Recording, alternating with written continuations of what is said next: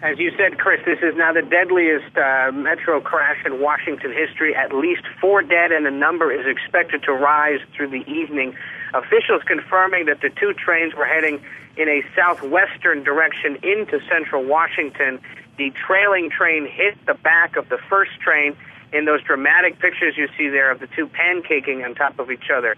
It's reported that the driver of the trailing train, a female train conductor, was killed along with 3 others. At least 70 patients have been taken to local hospitals.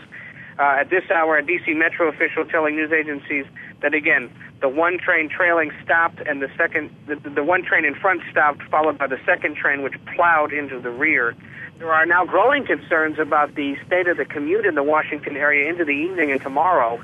This metro train system used by hundreds of thousands of Washington area residents who try to get to work and school and other events throughout the day, and of course tourists as well coming to the city in the summer months.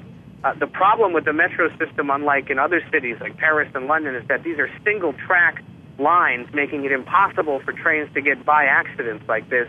So it's believed emergency officials will try to work through the night to get those trains off the tracks so that at some point tomorrow morning, service can continue again on the Red Line, which is the metro system's busiest. But again, this crash occurred in northeast Washington, northeast of the main train station near the Catholic University, towards the Maryland suburbs, and at least 4 dead at this hour. The death toll expected to climb.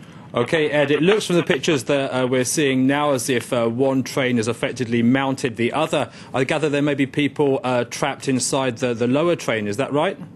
Yeah, reports suggest at this hour that there are still people trapped. It's unclear who they are and where they are, but you got to surmise it's somewhere near that pancaking where the 2 trains have topped each other.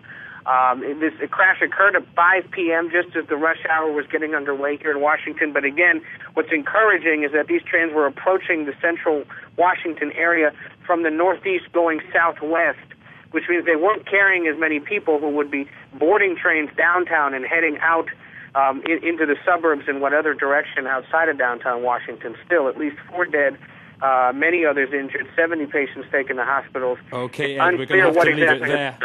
Ed O'Keefe, thank you very much for joining us. All the latest on that story, of course, as and when it comes in.